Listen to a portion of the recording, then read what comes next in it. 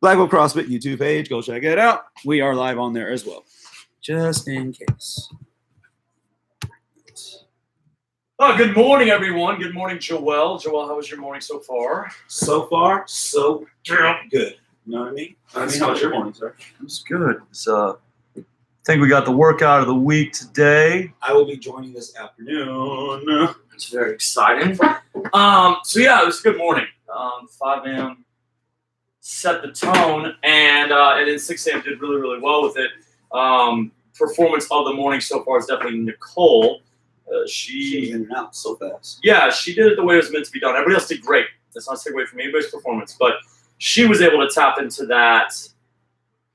I don't know. It's intensity, but like we need something different. We need a different word for it. But like that, like attacking the barbell, like not even giving it time on the way down. Exactly, but not like resting. A lot of people didn't rest. I mean, I missed her clean and jerks. Yeah, she was so fast. And so that's what we're shooting for today. That's what we're going to try to get you to do this afternoon. I'm back here running the show 4:30 and 5:30. Joel will be working out with y'all.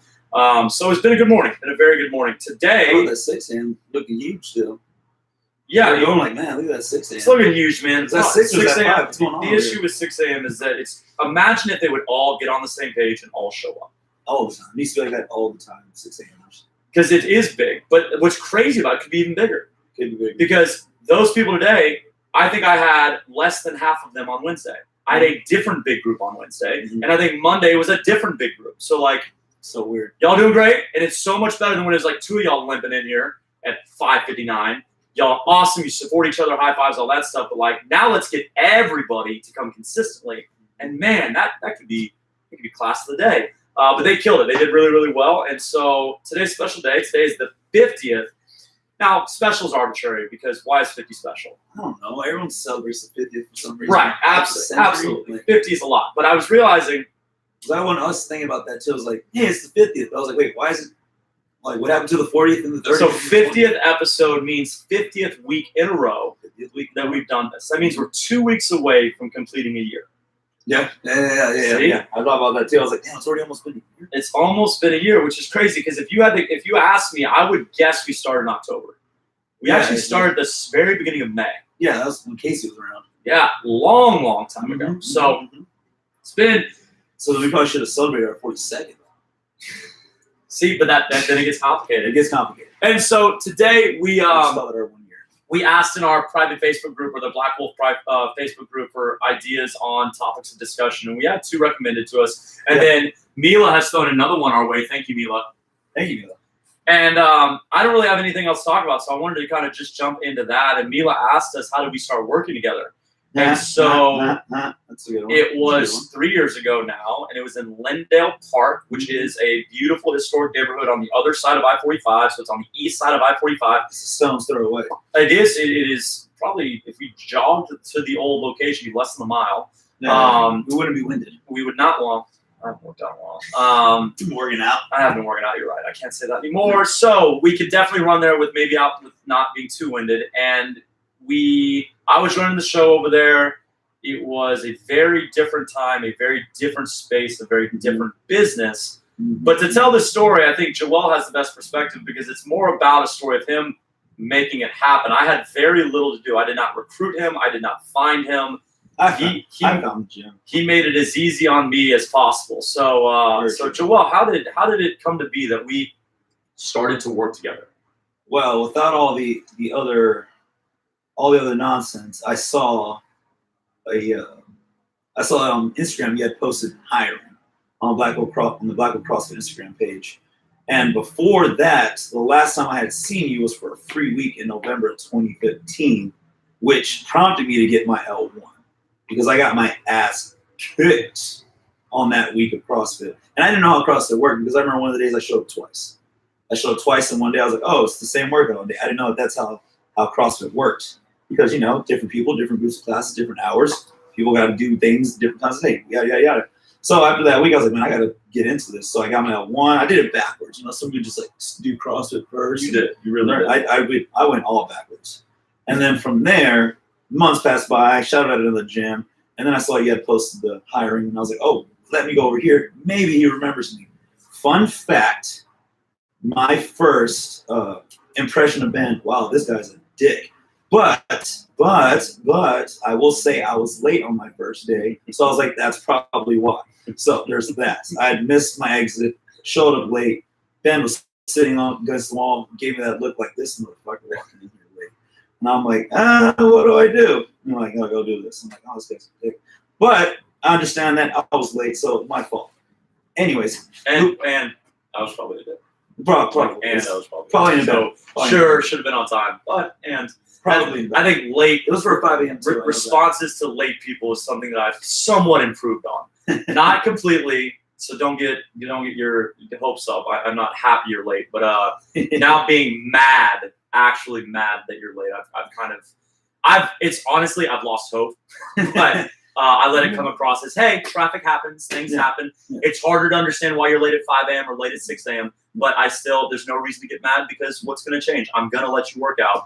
And so as long as you're not chronically late, we're good. But I could guarantee I was an asshole. We'll say we have a good system starting to come about lateness, though. You know, if you miss the warm-up, you miss the class. That's true. You miss the warm-up, you miss the class. Remember that, folks. But moving on. So I saw the interview. I saw the post, and I was like, oh, I emailed you. Remember that I emailed you. I didn't shoot a text, even though I did have your number because I wrote it down when I stopped by and discovered it after going to a restaurant. I saw the cars. It was late at night. I saw the big blue strip in the wall, remember the blue wall ball stripe? Yeah. Like, what is this place? Is this one of those CrossFit things? That blue is called Clipper Ship Blue. Clipper Ship Blue. Clipper Ship Blue. So I remember getting that from Lowe's, I believe. Might bring it back. Bring it back on the wall. You never know. But from there, I came and interviewed you. I sent you an email. You saw me an email back. You invited me over, and then I showed up on the motorcycle. Yep. I remember that. Yep. So probably got some douchebag points from the jump. You're a real badass. Oh, who's this guy coming in here with this motorcycle and steel-toe boots? Right after work. From there, we went through the question process. What are the interests? What do you want to get into? What are you into now? And then from there, it was just showing up one class. You gave me a class at a time. And my first solo class was the Thursday morning. Yeah. Back then, we were doing raw mods right after the workouts. Which we've said this in previous podcasts. Joel was thrown in too early, but he was forged through the fire of hate and vitriol from unaccepting athletes, and now that's why he's such a great coach. Yeah, like when they do the shows, this medieval times, you got that the what's his name? Oh, I don't know where you're going with hold this. On, what's the damn person that messes with the steel? I can't believe I forgot this. The blacksmith. Blacksmith. They're beating on that sword, beating on it, and just beating the. Those were the athletes on Joel. Yeah, that was So everyone else was the blacksmith. I was the sword being forged. So look at him now. Well, look at me now. Okay, I was real timid and shy and always nervous and 3, 2, 1, go. Now I'm yelling and whatnot. But yeah, it was back then. Aurelia was leaving. Yep. Adriana was leaving. Yep. So it was just Ben and I. Yep. Ben and Nicole. Don't sell her. Yeah. It's fun to sell her short, but don't sell her short. No, Nicole was there as well. Actually, when I came back, Nicole was there just working out. She wasn't a coach yet. No, she wasn't. She was not. It was that summer. Yeah. It was after Adriana. Was that the same year she left, or did Adriana leave a year later? Summer 16. Did you do a summer program? Did you do any kids? No. Okay, then it must have been that summer. Because summer she was there. She did a kids program. Okay. Yeah, no, I was summer 16. Yeah. Summer 16. Those songs about summer 16. Yeah, and it's been a fairy tale since then. Yeah. And we lived happily ever after. Yeah, it's going great. No stress whatsoever. No stress. The Disney movies are accurate. Everything gets fixed when you find your man. Just the heavens open up. Yes, that. Rainbows and sunshine. All of it. So that's that. So that's how it started. Thank you for asking. Look at where Mila. For those that don't know, we worked out on less space than what's on the freestyle. Yeah, we really did. So it's about 1,800 square feet, but that didn't include where all the equipment was. Everything was stored in the same room. All the moving happened in one day. February 2017. Yeah, because we had so much help. Y'all were amazing. Yes, all the trailers, all the trucks. We got into this giant building, and a day really. It was pretty incredible. So there's a picture online. You'd have to look for it, but it was the gym where people were sitting in the middle on the couch that's now right in front of the office. Yeah, and it's just like it's just way different. You have to look. I have to find it. We'll find it. I think that'd be fun to attach to this. Flashback Friday. So that can kind of bring us to what Jay asked. Jay had asked us to talk about what we've kind of learned over the years. And since that can kind of be seen as a vague question, and there's going to be so much. Let's go with, for you, it could be as simple as, what are a few things that you've learned as a result of coaching? So directly from your interaction, leading people, teaching people, helping people. Because you weren't any sort of coach before this. It wasn't like you were a trainer. No. And so that was a big shift. I was looking into it. Sure. The whole coaching, personal trainer thing, because I feel like I can be a positive influence of sorts. I feel like I can be a leader within that realm. It was funny because this was told to me by some dude at another gym. Like he's real big in the church, like real big into helping people. Like he has a, I forgot what it's called. I haven't talked to this guy forever since I left that place. But he had what do you call it? An organization? Damn it. Foundation? Not a foundation. A nonprofit. Helping run a nonprofit at his church. And like he read right through. He's like, hey, you hold yourself to a high standard. If you don't meet it, like you're not happy with that. You're a leader and all this stuff. And like those words really stuck to me. And that was right before I got the L1. I was like, I should get my L1. Maybe this could like grow into something. And it really has. And I feel like I have like helped positively like influence people, or like just, I don't know, just been a good piece of like good energy for people to like feed off of and like actually feel motivated to do things. Not with like showcase, like, hey, look at my body, look at my arms, you can do this, but like let them know like, hey, like this is meant to be, this can be fun. Like you can work and have fun at the same time and work on your health and whatnot. So as far as that, like there's that, like being a positive influence inside the gym and somewhat outside the Instagram, but like the social media thing, like that's the tricky thing with working this time. But networking has been a big thing, like getting to like know people. Like you remember back in the day where people were like, oh, no new friends, like these are my friends, like no new friends. Sure. So I was never really into that. Like I've always liked expanding my circle, and I feel like here my circle has expanded beyond what I ever thought could have been. Sure. Like my circle of friends. Like I have so many friends here, so many connections, so many people willing to help. Like there are so many people here that do so many different things. Like, hey, I know this guy that does that. Maybe I could have help here. Right. Reaching out. And I feel like that's been a big thing. Also like understanding like the troubles that people have that aren't fitness related, that affect their fitness. Like being more aware of that has helped me become like a better coach. Yeah. Like knowing that, it's not just that it's not that, you're eating bad. Like there's other things affecting why you eat bad. Maybe you have a shitty day, like not a shitty job, but like not bad in your job. Might be a shitty job. Yeah, well, try that shitty job. Like that's usually the moment. Or like maybe you're being in some sort of way neglected within your relationship, or just, I don't know, there's just so many factors that affect how people perform or how they act. And it's like being more aware of that now. I've gotten better at reading people. Like, yeah, absolutely. So like I don't know, it's so strange. Like and also like I brought this up to you like a long time ago on the podcast, that every day we're interacting with so many people.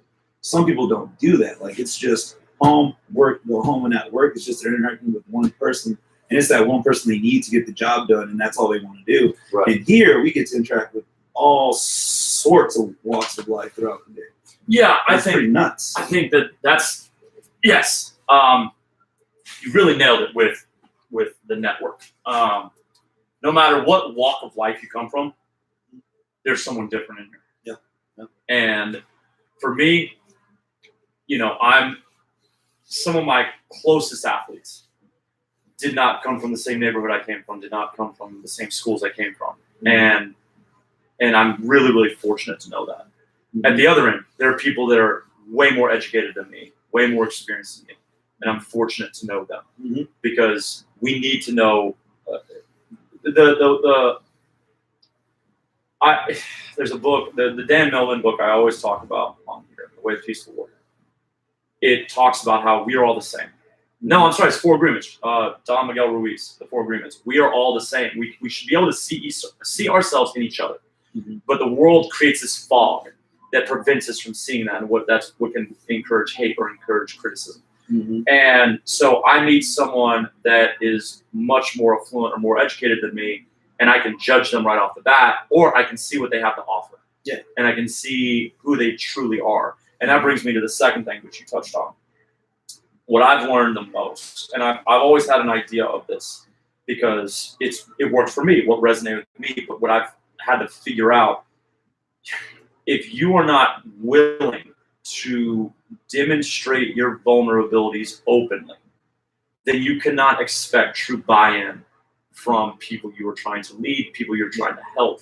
If you always, and I see this in a lot of coaches and a lot of personal trainers where they play the game. I used to struggle with that. Oh. It reminds me of, actually, I'll be real specific. It reminds me of like passive income videos on YouTube. Seems like every guy that does a passive income video on YouTube, which is like, for those that don't know what I'm talking about, any video where it's like, make $1,000 from your bed. Yeah. There's a lot of that on YouTube right now. 6 easy ways to make $1,000 in 1 month. Literally. That's, I think, the video I watched yesterday. And every guy starts with, I used to be you. And you're looking at this chubby, ugly dude, and you're going, you're still me, bro. Like, you're still, what? Just because you're about to tell me how you made $1,000 on something that your mom bought you doesn't mean you're not me. Like, but that's their line every time. But what happens? I disconnect from them. Oh, as soon as you're better than me, then I don't need to learn from you. I want to learn from someone that's in it with me. And so for us, if it's something that we've overcome, you know, an easy one is like having the mindset to attack a barbell. That's easy for you. That's easy for you. So it would also be easy for you to look at an athlete that struggles with that and be like, what is wrong with you? Just do it. And it's even, and that's not even not being a good coach. It's literally like, it's easy. Just pick it up and throw it. But it's understanding that just because you've overcome it doesn't mean everyone else has, and doesn't mean it will be easy for them to do. You need to be in there with them. You need to be telling about the time that you were scared to do it. You need to be telling about the time that you couldn't figure it out. You know, one of my favorite stories is the overhead squat. And I cannot, my story doesn't do it justice. Logan Clark was the coach of my class. We did Nancy at 8:30 at 15:25 back in 2011. And I got smoked. And there was nobody that you would have considered an athlete in that class. I got like, it was 23 minutes for me. The average on Nancy's 15 to 17. Okay. And I got smoked by, and I'll be very upfront, a bunch of women that had no intention of working out hard. And they crushed me. I couldn't figure it out. It was so humbling. What? And I didn't humble myself then. I let my ego. I did 95 the whole time. Not a win. Not a win. That's the worst. And so now I get to tell people, because I'll watch them struggle. So I'm like, hey, it's okay to not be able to figure this out. That is totally normal. This is weird. What I'm asking you to do is totally weird. But if I can't tap into that vulnerability, because even in that, where I come up to you and I say, hey, man, it's cool. This is weird. You'll be like, oh, you're just saying that. So then I sometimes have to follow up with like, no, let me tell you a story about my ass getting smoked by people. And it was all because I let my ego get in the way. It is okay to not understand something. But we have to be able to be truly authentic. And that means we have to be confident enough in self to open ourselves up to, or open up those vulnerabilities to our athletes.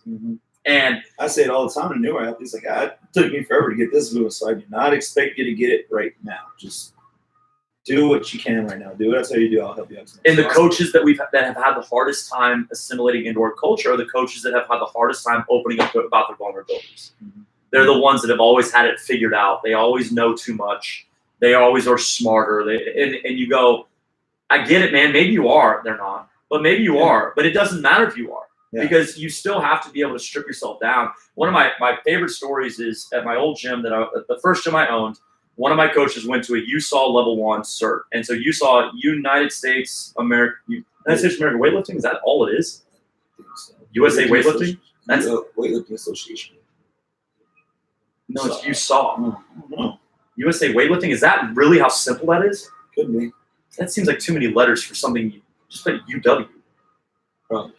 Okay, that's dumb. So USAW, your level 1. If you want to be an Olympic weightlifting coach, it's kind of the entry level certification. But if you're a CrossFit coach, especially a CrossFit coach who knows your stuff, it's not really necessary.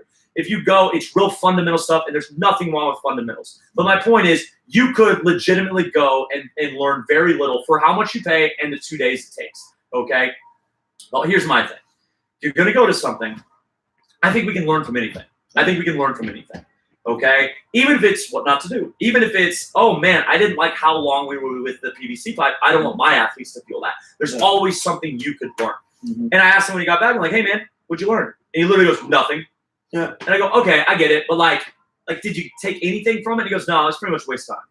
And it just rubbed me the wrong way because we always have we should never be too good for stuff. And so I've learned that, and my clients, the athletes here have taught me that, because if I do get a big head, if I do get a little inside myself, if I get stuck in my feelings and I'm too good to come back down to earth, they let me know, man, because it doesn't work. The energy in the class is weird, and it's on me, not on them. And so having to be truly authentic, and guess what? It also goes like when you're struggling. If you're not having a good day, it's a lot better for you to say up front, hey man, it's been a rough day. Yeah. It's like, we're going to get through this. It's going to be a great class. But when I don't say that up front and I try to fake it, one, I never make it. Yeah. Literally have never made it on a bad day without like burning up some point. Yeah. Like a little snap, a little miscalculation. And two, when I do say it up front, everybody kind of like the tension in the room goes away because they can feel your bad day already. Oh, yeah. But you have to be transparent. You have to be honest. I think transparency is really, really vital. That's something that they taught me very well. Weird thing you can't explain. You could feel the energy in the room. Yes. You definitely feel when someone has bad or good energy going through. It's weird. It's something we can't explain yet because we just brush it off. But I really believe in like the energy you give off, people will feel it. People can definitely feel that. Well, I know you believe it. You believe because it's true, man. That if there's any argument, I cannot imagine what the argument would be, because we can use me as an example. Everybody in this building knows when I'm being an asshole. And I don't mean from hearing me. Like if I'm in a bad mood, and I've always said if I step outside this office door, the whole gym feels it. And I'm not trying to be like self-centered. I'm saying like we have power. We have and not coaches, everybody, every human being has power, and it's energy, and you emanate energy. It's an aura. If that's too hippy dippy for you, that's fine. But like, come sit next to me when I'm being an asshole. Even if I'm not being an asshole to you, you don't want to be next to me. I'm ruining your day. Dogs can feel it, you know. My Jax is hypersensitive to my emotion. So cool. Like he can feel my mood change without me taking any action. If I get news on the phone, he can't even hear it. He like senses it, and he'll either rub up against me, come like lean, like real awkward, like lay into me, or he'll get away from me. Yeah. So hey, don't worry about it, man. Don't worry. It's gonna be okay. If there's any anger in my voice, like not even at him. If I just take a deep aggressive sigh in a closet, he'll go get in the shower. Shit. Like he feels it. He's super sensitive to it, and I'm grateful for that because it teaches me how powerful we are. Yeah.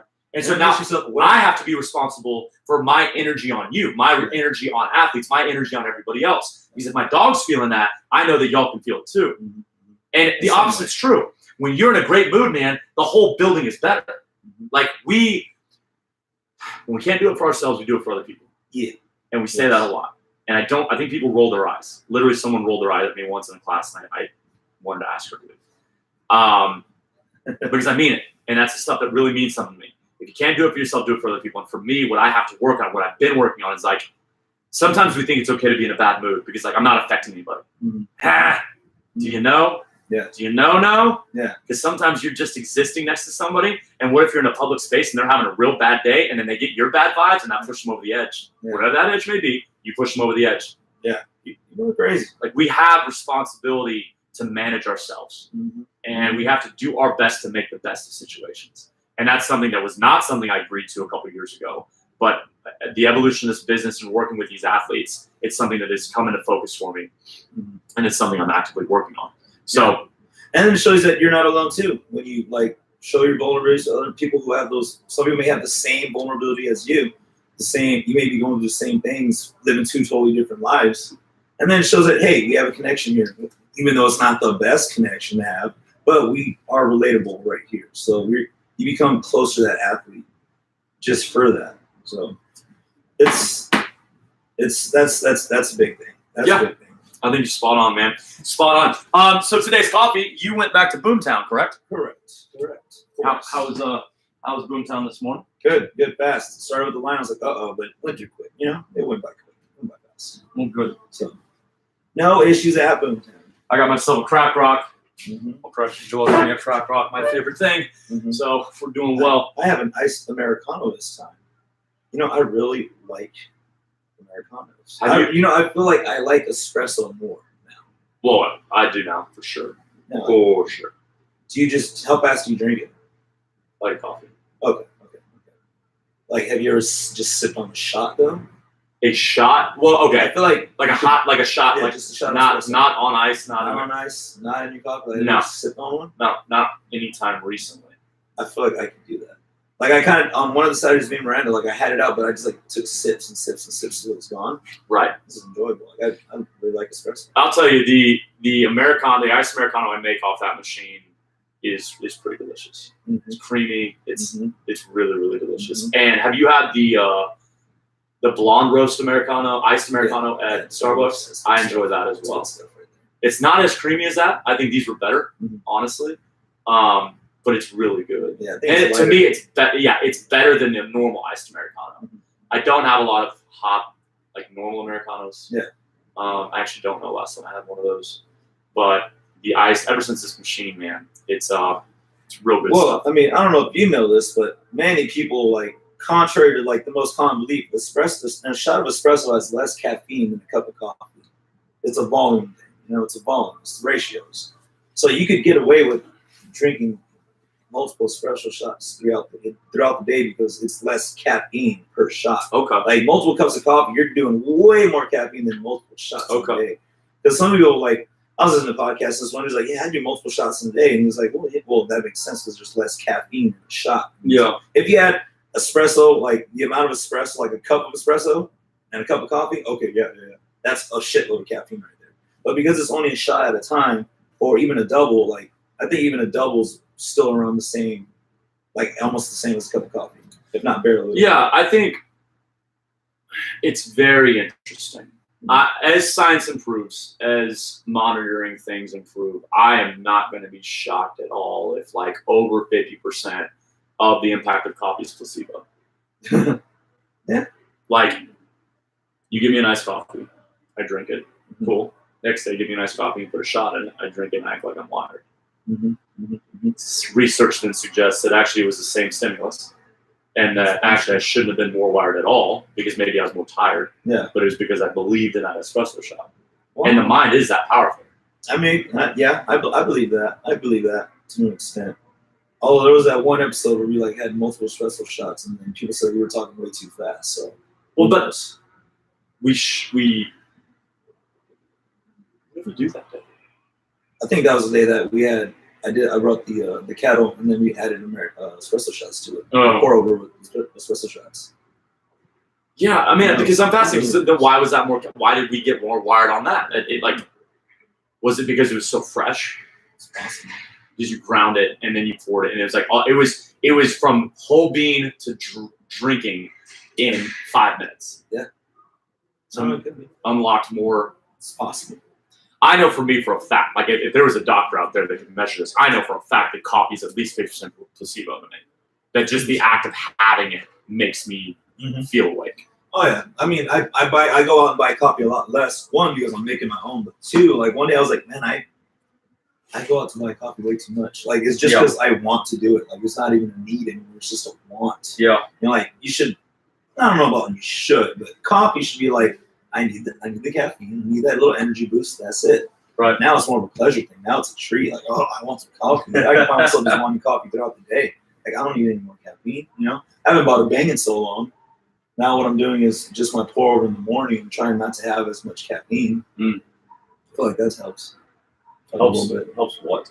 I don't know. Not have too much caffeine. Okay. Who knows? Does it make you sleep better? I feel like so. I feel like I fall asleep quicker. Okay. I feel like that'd be an obvious impact. Yeah, I feel like I fall asleep quicker. Like I'm not staring at the wall so much. Yeah. Also, who knows what's in Bang? Oh no. Energy drinks in general. Like I enjoy Bangs. I think I like Bangs. But if you think that's going to get me to say that I think they're healthy or good choices, no. I think it's a little bit of a vice for me. Like I enjoy the sweet flavor, and it tastes like chemicals. It tastes like it's manufactured, and I think fruit did they get this Bang from? I think that can be okay, but it's I'm not drinking it because I'm like, I think this is a superior supplement for working out. Yeah. I'm gonna slam some pre-workout powder, like it's CoQ10 and creatine and BCAAs. which it probably doesn't even have. Like you put a little teardrop or eyedropper in there of that, and then say it's full. Just be carbonated juice is all it is. I mean, literally, idiots. Probably what we're dealing with. They think they're getting energy from this. Well, I mean, but it could be, right? Like that literally is probably the business. Yeah. It could all be a lie. It could all be a lie. Business is funky. You get to kind of say whatever you want to say. Yeah. And that's fine. I mean, Pepsi got pissed off at CrossFit for changing one of their Gatorade logo to, was it hyponatremia? Mm-hmm. Hyponatremia. But I mean, yeah, if you don't know, PepsiCo sent CrossFit a cease and desist letter because of their campaign for hyponatremia as it pertains to Gatorade and what they're calling Pepsi's deadly Gatorade campaign. And so they used some artwork that depicted Gatorade in an unflattering light. I believe is the way that instead of Gatorade, it said hyponatremia. Yeah, and the so orange bolts with the green. But as CrossFit said, CrossFit's not going to back down from that. So they let Pepsi know that they're in the right. They fell within the fair terms of use or fair use terms of whatever. And so they will not be ceasing nor desisting, and they're going to continue with the campaign. And it's a fascinating campaign, but it's because it does call to light some questionable research and some questionable practices. Gatorade is not the ideal replenisher of electrolytes, especially for not high-level athletes. Yeah. It's basically water and sugar, okay? And that's fine. That's fine. And if you like Gatorade after you run your 50 milers and at the rest stops and all that stuff, go for it. But the problem is we have some of it here. When you're carrying it in here pre-workout, that doesn't make any sense. Yeah. Get some water and put a little sea salt in there, and that's all you need, okay? That's the sodium, the sea salt has the nutrients you're looking for to help you retain and stay hydrated. Bro. It's too simple. I know it's too simple. It's too cheap, too. Like, I just saved you a ton of money. Don't buy Gatorade. I need my artificially flavored. Well, and that's it, man. We got stuck on that as kids. They used to promote that to kids all the time. So then you come up thinking Gatorade's the tits. And Michael Jordan sweating neon. Those are cool commercials. Really cool commercials. Did they ever? They had what base? They had Derek Jeter or Alex Rodriguez. No idea, but those two are the same to me. They should. But I don't think they like each other. They may not. I feel like Derek Jeter was like the one. Like he was the one. He was the captain of the team, and then A-Rod's the Roy's. But wasn't it Roy Rodriguez? Oh shit! I've never heard that one. I think wasn't it that? Did Jeter? He was the cocaine Cowboys. Did Jeter play third? He was shortstop. Hold on. Did Jeter play third? And then when they traded for A-Rod from the Rangers in the biggest contract at that time that had ever been signed, didn't Jeter have to move to shortstop? Wasn't there something like that where Jeter had to sacrifice something? Or was it just the two egos? Was it just that Jeter was the man and now A-Rod? Because A-Rod was the biggest baseball player in America at that time, which probably means the world. When he was on the Rangers, when he went to the Yankees. And he was always on top. And I want to say that the Jeter had to change. Maybe it wasn't his number. I wouldn't know because I think around that time I was in middle school, elementary school, and I wasn't paying attention to MLB. So I wouldn't know too much. But yeah, they do look the same. But yes, I think they sweat Gatorade in some commercials somewhere. Oh yeah, probably. But anyways, those were some pretty cool commercials. That's how they get you. Like, oh, that's cool. I want to sweat Gatorade. I want to sweat Gatorade. How do I sweat Gatorade, Mom? Gatorade. Mom, get me purple. There you go. Give me purple Gatorade. My favorite was the lime.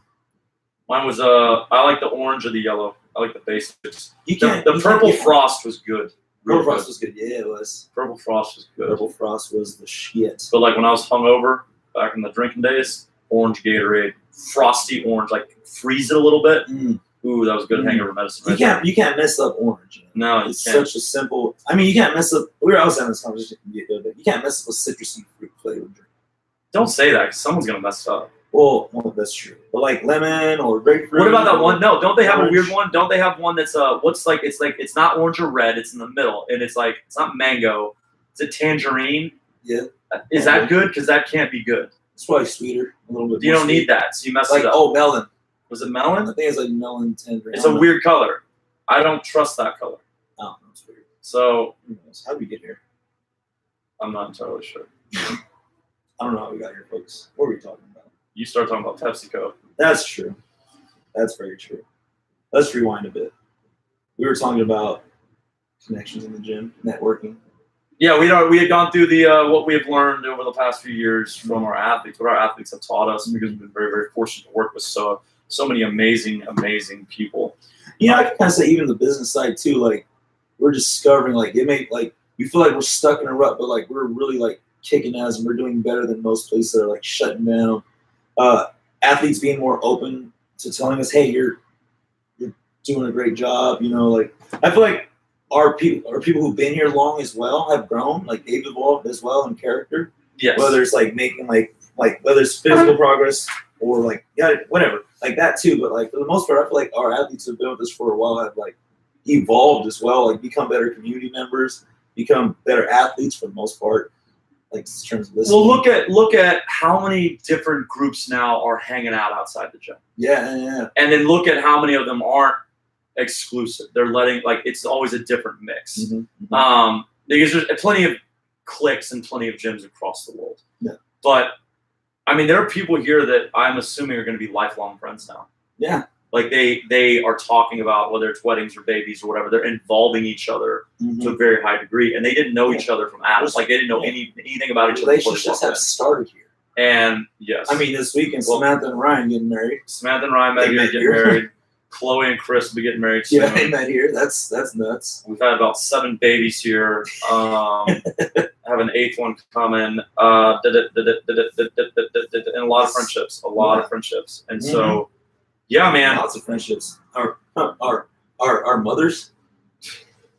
You know. Yeah, that's true. Well, and I think that's an example. That's the best example of growth, in my opinion, is both parents, because they've both come out of their shell and grown much more comfortable in environments that they would have been and sometimes still are very intimidated by. And it's a testament to, one, their intestinal fortitude, their choice to get better. And it's also a testament to the people around them, accepting them and wanting them here and being welcoming, which then plays to your larger point of, as a community, our community has continued to evolve into better humans, which is always the goal. The goal here is to evolve into better humans, not just better performers, better humans. Better humans. You want to be a better person, and that means for yourself and for others. And so, I do think that just fitness is our vessel to get you there. The mom thing is really, really powerful. Anybody that meets Dean, anybody that meets Sue, they're always blown away that, one, that moms are doing this. And they're, one, putting up with their sons, bossing them around. Yeah. But two, that they have such a positive attitude while they're in here, and they work so hard. And so, yeah, I think that represents they are a good example of the community, of the larger community, in their attitude and the evolution of that. So I think that's fantastic. The business has changed. Yeah. It's expansion of sorts.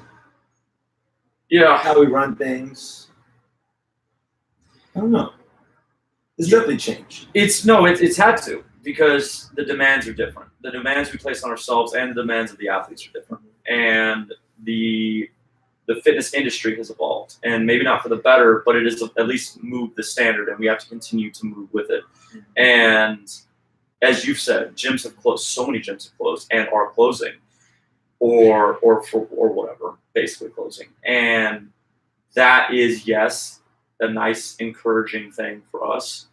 But at the same time, it doesn't mean anything for us. We're not in competition with them. We're in competition with ourselves. And it doesn't matter what happens around the corner, what happens across the city, because what we do is so different than what they do. And not to pretend that we're not in the same activity. Hey, let's sweat and work out. But I truly believe, when you look at how other people run the show, first of all, they don't see it as a show. They don't see it as a need to connect. We are doing something completely different. We're in a different business. We're in a different category. We are closer to, I don't know, man. It's interesting because at times I think we're closer to a social club. We're closer to a church. We're closer to like a bar as it's depicted in TV, where people come together for one reason, but they end up leaving with friendships. They leaving. It's Always Sunny at Blackpool CrossFit. It might not be a great example, because that's Friends. That's different. Prince. Cheers. Like Cheers. Cheers. You know. Chips. It's Chips. it's the Oh, that 70 show. that's 70 show. Hanging out at the gym. Oh, we have a theme song now. A good warm up Oh, we're still going. with all my friends. We're gonna live some weight. Drop some weight. This will be the It's all right. podcast now. It's all right. Boom. But yeah, I don't think, Hello, Blackwell CrossFit. and They were from Wisconsin, by the way. and we got a lot of connection with Wisconsin. Yeah, we got some Wisconsinians. I actually told Miranda the whole time I was bringing her on, I was like, the only things I know about Wisconsin from that 70s show. So I know Kenosha, because they said Kenosha in one of the, I think there was a concert in Kenosha once. Yeah, I don't think we're in the, I've said this in blogs, I've said this to everybody I've ever hired, we are not in the gym business, we're not in the fitness business. Because that then just makes it, all I gotta do is put you through a workout. Mm-hmm. I don't have to care. Maybe what trainers supposed to, they don't though. They don't. And so why should we look at ourselves as being the same as them if they are operating to a standard that we don't want to operate to? And that's something that's evolved, because for a while I did think we were in the gym business, and I kind of ran my head against the wall struggling with that. Because if we're in the gym business, then we got to be gimmicky, we got to be fatty, we got to get different machines in here and all this stuff. And then in 2 years we got to change it, you know? And we don't prioritize the betterment of our athletes. And that's not what I want to do. Javier said you got new background vocals for that song. We'll work on it, Javi. We'll work on it. But I think it's the true testament to that we're different is that 2 Chainz has a song about that. What? We're different. Stop. Yeah, we're different. Stop. This is not going to be the podcast. Pull up to the gym with my windows down. I'm going to have to cut all Not my this. ceiling missing. I'm just saying there's songs. We can make some songs. Next week on episode 51. Joel remixes all the classic hits There you go. with Black Wolf lyrics. Pull up to the gym with the chicken cook. I'll figure it out. Continue. You're very creative. You're very, very creative. I think that was actually pretty impressive already. Try to do. Yeah, so I don't know. It's all very, very interesting, but Neil, I thought you're funny. That's all I got on that. There you go. Oh, did you read the comments there? I was like, how'd you know that? I can't see from here. Yeah. Let's see. Where do we go from here? Boy, that song threw us up, didn't it? Sorry, folks. No, it didn't throw us off. We're at the end of a topic. We're at the end of a topic, and nobody has suggested anything. You know. Speaking of that, I don't understand the whole like this many people saw this post, because I went to see. Hey, what did people put? You got Jay's great suggestion. Mm-hmm. There's another one in there, wasn't it? Or it was a comment. Andrew from Freestyle. Yeah, it was about the how it applies to sports. But it said 123 people seen this. And I was like, okay, there's no way 123 people seen this and didn't think to put one thing. Well, or maybe they scroll, like, can you just scroll past it and that counts as you saw it? No, our athletes are not great at giving us feedback when we ask for it, okay? If we do an anonymous survey, they'll pour in. But if you're like, hey, give me a suggested topic, it's crickets. Let's create an anonymous box for the podcast. Yeah, we literally need an anonymous survey for the box, because every time, or for the podcast, because every time we ask for a topic, it is crickets. It is crickets. But then you know what we're gonna hear? We're gonna hear that, oh, it rambles and there's no point. It's like, okay. Well, one, that means you're not listening. All right. And two, just give us some ideas. Like, what do you want us to talk about? Yeah. So yeah, we've asked for topics before, and it's crickets. Thank you, Jay. Thank you, Andrew. Appreciated that. But not great at offering us suggestions. Suggestions we want. So I said we may or may not use them from the jump. I believe that plenty of people saw that post, and I believe everybody just scrolled right past it. Nah. Joel doesn't mean it. Thanks, guys. You know what? I will say, like, okay, maybe we won't go down the road of like how it applies to sports, but it definitely applies to life outside of the gym. You know, like, so Yada had a story from yesterday. Okay. They had an Easter egg hunt at her school. Sure. They had only 15 eggs in there. Just for the faculty. So there's that. And she already, like, she had her spot down. Like, she already knew where she wanted to run, because it's like this one back office. Like, she's like, okay, I'm gonna go that way. It's like the copy room, right? It's like there has to be one in there. And her thing was she sprinted over there, sprinted. Yeah. And like her thing was her discovery, her realization was, hey, I'm not tired from the sprint. Like she raced another teacher there, and she felt fine afterwards. Yeah. In the past, it'd be like, I'm winded, but no, like I'm fine, I'm great. Like I just sprinted. She says she dropped her phone in the hallway. The teacher came over the room that found an egg, and she hit her in the eye on the way over there. Like it was just one hell of a story. But like her thing was like, I wasn't tired after that run. Like I literally just out of 3, 2, 1, go sprint. Right.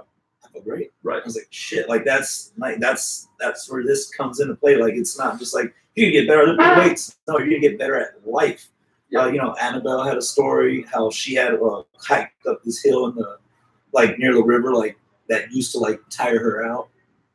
I brought up Charlotte in the past how she grows bamboo like in her, not by choice, it just grows like crazy. And Yeah. it used to take her days to get the job done as far as cutting it down. Now she gets it done in a few hours. Like this goes out. It's outside of the gym.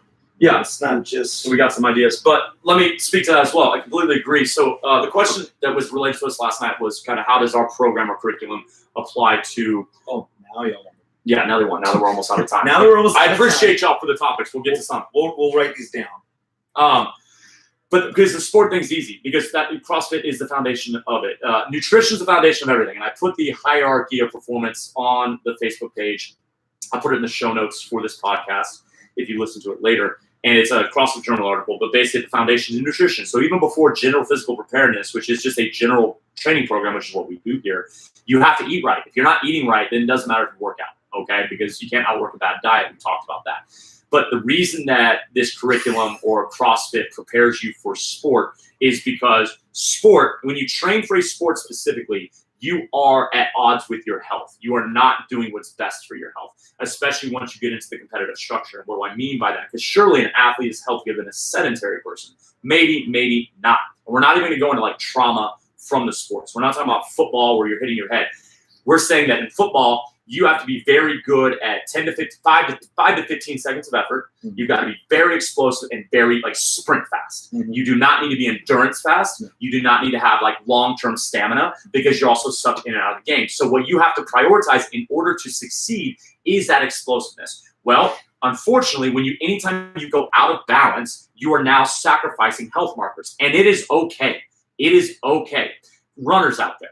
If you like to run, running is great. Running, cardiorespiratory, all that stuff. That is great. But you are sacrificing strength. You are sacrificing mobility if you do not also have a general physical preparedness program involved. So if you ever met a runner, especially older runners run their whole life, and that's great. They love it. But I remember when I was doing the races, there was every race had a few of the older men and women, and they loved to run. And it was amazing to see someone that was 50 or 60 or 70 trucking around these courses.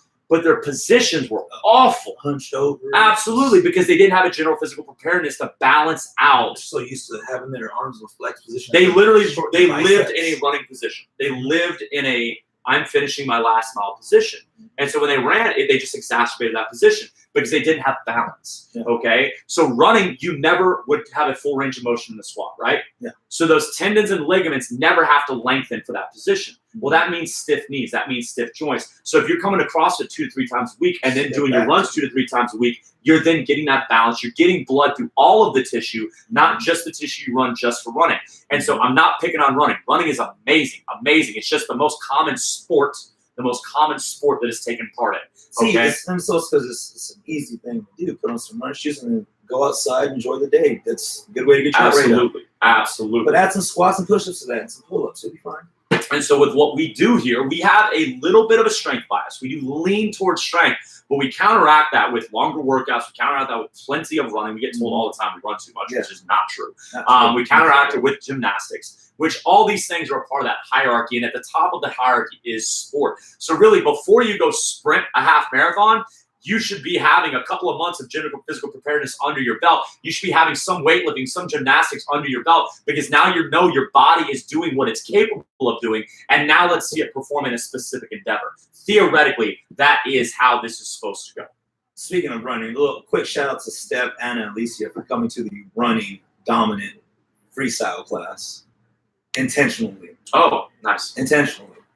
The ones that complain about, not complain, but give a little Rollerize the most. resistance. Yeah, rollerize the most when it comes to running, or don't have that much confidence in it. But like, a little shout out for those that show up like intentionally to the running stuff, because to some, running can be like the most undesirable thing, just because it's so easy to do like with intent. With intent, like it's the one thing that you can do for sure, and for sure you're gonna be tired, you're gonna be winded, you're gonna not kill yourself, but it's one of those things where it's like, oh, I could easily exert myself in this. I don't want to do it.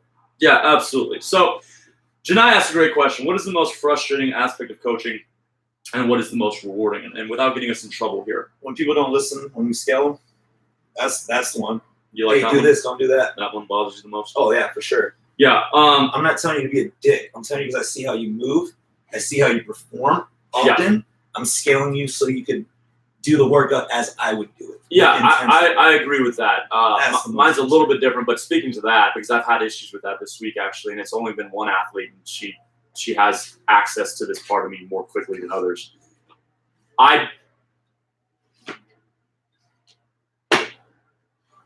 When people don't listen like that, and I'm not saying don't hear you, I'm not saying don't pay attention, because that's a whole different frustration.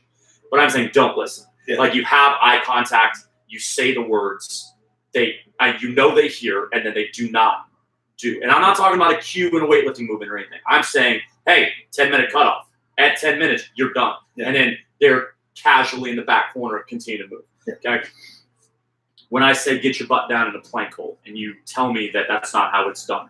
When I say that you're not standing all the way up in your squat, and you tell me that you are. Like, I don't know if you know this. We do this every day. We're fucking good at what we do. We are so fucking good at what we do.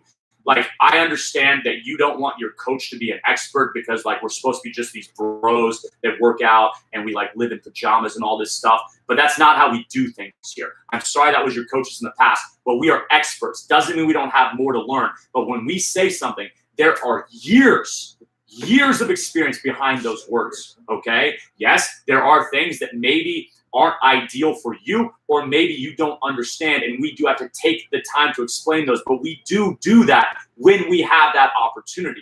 So the most frustrating thing for me is when someone disregards something me or one of our coaches says as if they know better, when there's no reason they would know better. Like, there's no, because you've been doing, and that's literally never been the case. In fact, the best coaches are the best athletes, because they listen, okay? They understand what it's like to be led. The other thing that's most frustrating is like, every time someone makes a class tougher to be led, I want to be like, hey, all you're telling me is that you have never been in a leadership position.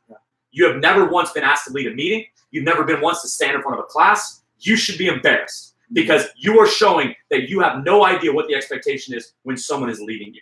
Yeah. My thing is, and this is more from being an idealist, it is really, and it's not fair. It's frustrating for me. This is personal. It's not fair to the athlete. When an athlete wants this to just be a workout, it's a letdown for me.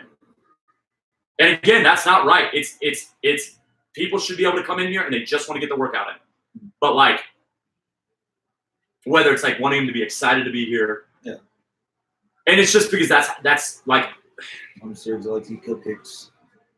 This job is too hard. Like, the stress of this is too hard for you to be apathetic while you're in these four walls. But I would say that what you have has more weight in terms of general conversation. Well, I mean, like just don't, like, for you, it'd be more like you would be a totally better, not you, but like the athlete that you're talking about would be totally better if they just came in and said hi to everyone. Like, that'd be basically, you say hi to everyone, you're friendly. Like, if you just want to come in here and get a workout in, at least be friendly to everyone. Right. Be open to a little conversation. Don't just come in and come out. And if that is the case, like, maybe you have something going on where that's all you can do, let us know. Mm-hmm. Let us know. Actually, I had an athlete be like, hey, I do this because that. Like, I didn't know that.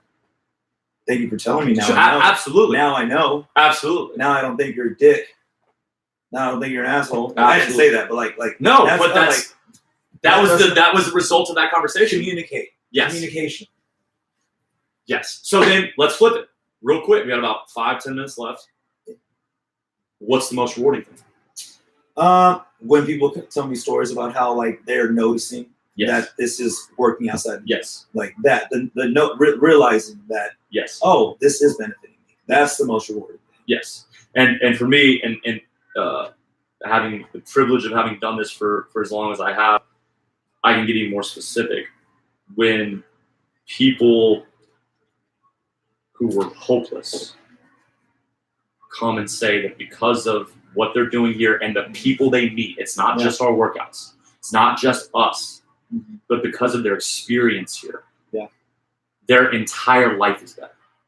Yeah. There's someone here.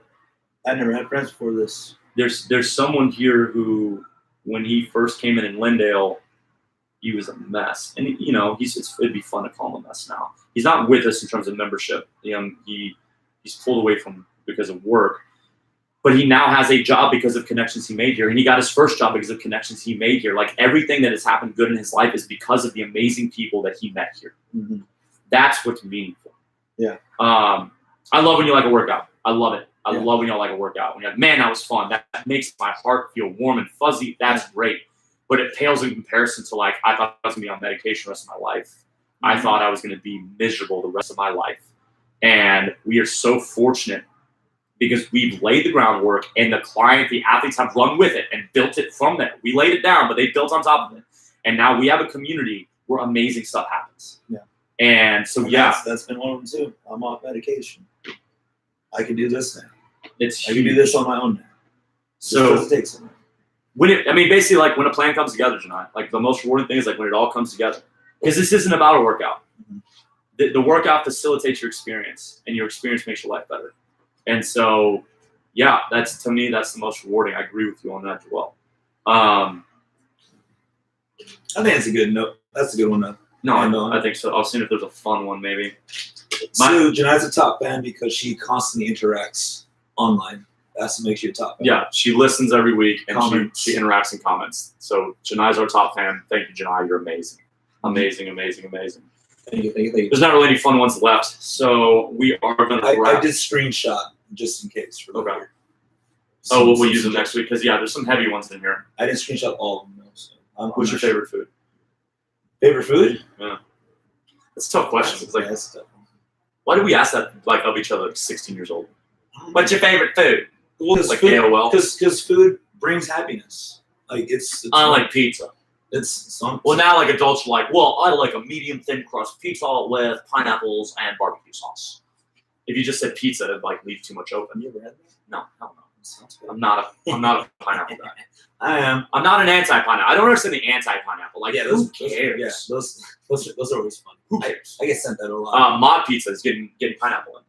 Have you been to Mod? Not? No, I haven't been there. No, I have yet to go there. It's like the Subway of pizza, right? Let's say Chipotle. There doesn't need to be a Subway of anything. Subway, you shouldn't even be a Subway. Subway. Eat fresh. It's a Chipotle pizza, and it's real smooth. It's cheap. Like, eat for as much as you get, you don't end up paying that much. But here you go. I don't know how they haven't had pineapples since the beginning. Because not that many people get it. I guess. They have the data, bro. I guess they have the data. They have the data. Whatever. The statistics are all reading. I don't know about favorite food. I don't know what I would say. You know what? Oh yeah, I do know. I do know what it is. Like my favorite is a huge baked potato. That's interesting. Baked potato with all the fixings. Just to me, except for the chives. Is there anywhere to get one, or do you get to make it yourself? No.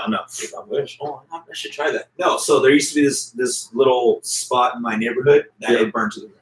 Literally, it burned to the ground. Okay. And now there's a car sales lot there. So I think that those people who wanted to put the lot there that burned the place down. I am dead serious. They burnt it down. There used to be a place called McAllister's, and McAllister sold giant spuds. And they also had great sweet tea and they had good sandwiches. McAllister's. It was a chain. It was all over the country. And I guess I think it still exists in places. It's just not around here. It was a suburban place. It was always outside 610 different places. And my mom said she was pregnant. I mean, she had a baked potato almost every day. Well, maybe that's why you like it. I know. That's what I think. But man, I like me a good old baked potato. Right now, I haven't had one in a while. The only thing that comes to mind is like I eat more plantains than anybody y'all know. I'll say that. I have an addiction to plantains. Have you gone to Churrasco's yet? Yes. Okay, yeah, the plantains. Madison took me for my birthday, and it was perfect. It was a perfect restaurant, perfect experience, perfect plantains. Did you go for brunch? No, we went for dinner. It's still good. Yeah, it was so good. It's a table, and it's just they intentionally put the bowl and then they're like spilling out the bowl on the table. Yeah. When you go to brunch. Yeah. And that like it's just nuts. They have everything. Yeah, go to Churrasco's for brunch. It's awesome. No, they gave me a tres leche and they burned off a bunch of 151 rum on a wine glass and put on a whole show and like Nice. it was incredible. It was incredible. All right. Well, I think that wraps it up. We'll take some of these questions the next week. Thanks for Papa's Barbecue for Baconers. Thank you, Jay. There you go. Fogo de Chao. I'm going in June. That's why I take Madison for her birthday. That's a great recommendation. If you go for lunch, which is like till 3, so if you go before 3, you pay a little bit cheaper. So that's how you sneak in there. Still not cheap, but yeah. For endless meat, endless perfect meat, Endless. it's pretty damn good. Keep that card green, y'all. Oh, Robert, where were you, man? Why did you start Black Wolf? I need you to tune in next week earlier in the podcast with that Screenshot. big one of a question. Well, we can't forget that one. Oh, and Mila's mom's mole. She just said mole without an accent. So I thought she just said mole. My mom's mole. And then she said, my mom's mole is the best in the world. I was like, that's a damn good mole. What? Mole. Okay, yeah. Then we should try that. All right. If y'all wrestled, who would win? Joel would win. I don't know. They got better leverage. I don't know how to use it anymore. So what's funny, Adam, is we both wrestled, but I only wrestled in middle school. Yeah. And so it's been way longer for me. And I was never, I was competitive, but I didn't go to high school to do it. So, I did my senior year of high school. So I wish I did all 4 years. I That's an do awesome too, man. sport. Looking back, Man, that's an awesome sport. Holy Yes. shit. yes. And then we hear about it more with he who shall not be named on this podcast. Forrest Griffin was on the other day, and he was like, in high school, I walk into this room, it's a bunch of dudes working their ass off and suffering and sweating, and it's hot. And then I go to the next room, and it's the gymnasium. And it's a bunch of dudes in tank tops and air conditioners shooting some baskets whenever they want to. What do you think I chose? And you're like, wrestling? He goes, no, basketball, way easier. Yeah, exactly. That was my thing. I was like, I don't want to be smothered by dudes. No, I don't want that. And I do it in my senior year of high school. I'm like, man, I wish I did this all 4 years. It was the best. There's something you learn about yourself by having your face just rubbed on a mat like every day of the week. Oh, no, not just rub, but sandwich. Between your face, between the mat, and then an armpit. Remember CrossFit, where you're basically allowed to take a knuckle of your thumb and put it across the bridge of their nose to get them into a cradle? Oh, man. Man, oh, man. And you had to have a clean face because you couldn't, like, some people would use their beard to their advantage. Yeah, they cut your nails at weigh-ins. Like, your nails too long. Cut them. My first meet, I got a big slash across my forehead. I don't know how it happened. I just remember them stopping, like, oh, you're bleeding. I'm like, what? And I wiped my hand with the back of my head. My whole hand was just covered in blood. Like, what happened? Did your head get a fiberglass in it? Like, I don't know what happened. There's just a nice little slash across. Like, thank y'all for coming through at the end. Now we're late, but that's fine. Y'all are awesome. Happy Friday. It is Easter. Regular schedule here, but I hope you have a fabulous, fabulous Easter weekend. Woo. We'll see y'all next week for episode 51. That's the podcast, y'all. Thanks for tuning in. Peace. Yeah. Good one. And stream. Let's see what's out there.